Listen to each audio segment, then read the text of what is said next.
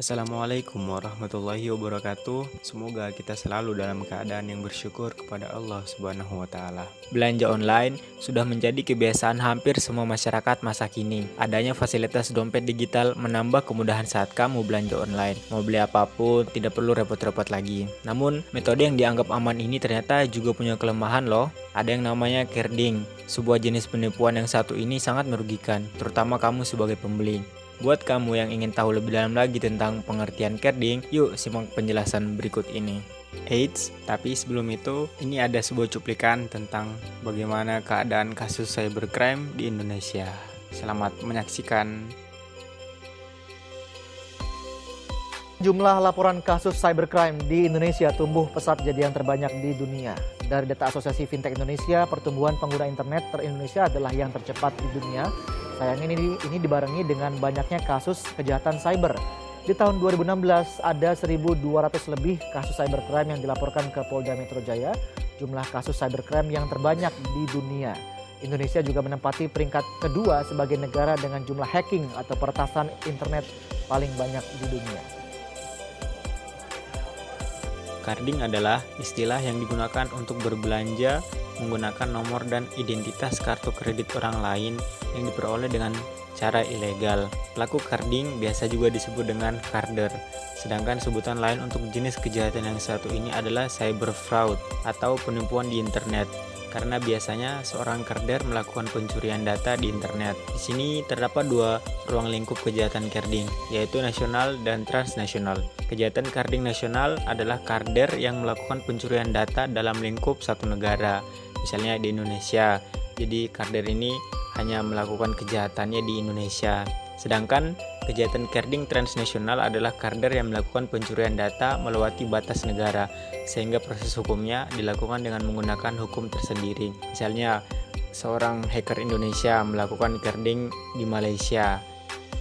Meski carding adalah kejahatan yang tidak terlihat secara langsung, tetapi dampak yang ditimbulkan bisa sangat besar. Karena carding merupakan cybercrime kalau ditindak lanjut berdasarkan aktivitasnya. Contoh kasusnya yakni menggunakan nomor rekening orang lain untuk berbelanja online dan memperkaya diri sendiri. Sudah pasti nomor rekening yang digunakan itu ilegal dan yang menjadi korban adalah pemilik nomor rekening tersebut.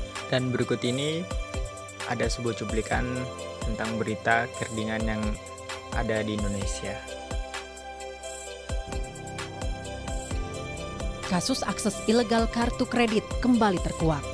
Kali ini pembobolan kartu kredit atau disebut carding.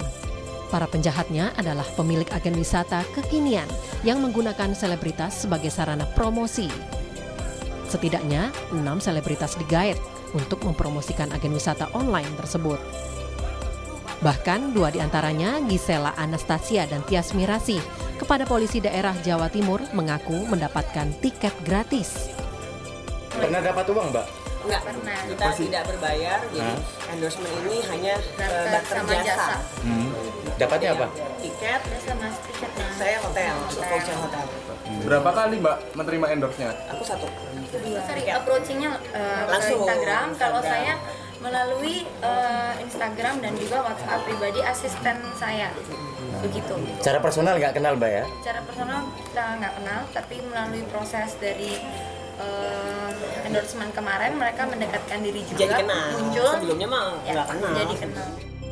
Akhir Februari lalu, polisi telah menangkap 4 orang pembobol kartu kredit yang dibelikan tiket pesawat dan pemesanan kamar hotel. Selain tiket pesawat gratis, para tersangka juga memberi para selebritas yang di-endorse kamar hotel dengan diskon besar. Tim Liputan, Kompas TV, Surabaya, Jawa Timur. Dan pada akhirnya yang bisa kita sederhanakan adalah bahwa semakin berkembangnya suatu teknologi, maka pasti semakin berkembang pula pola kejahatannya juga. Karena kejahatan tetap akan ada dan itu sudah menjadi ketetapan alam ini. Menurut hukum kekekalan energi itu tidak dapat diciptakan dan dimusnahkan, tetapi energi hanya dapat berubah bentuk. Dan mungkin ini yang bisa kita jadikan patokan bahwa dimanapun kita berkembang dan maju, kejahatan tetap akan ada di situ dan terus mengikuti kita. Tapi bukan dengan cara yang sama, kejahatan tetap akan ada, tapi dengan pola yang berbeda dari sebelumnya. Terima kasih sudah menonton video ini sampai habis. Jika bermanfaat, jangan lupa untuk di-share kepada yang membutuhkan, diri sendiri, keluarga, sahabat, dan orang lain di sekitar kita.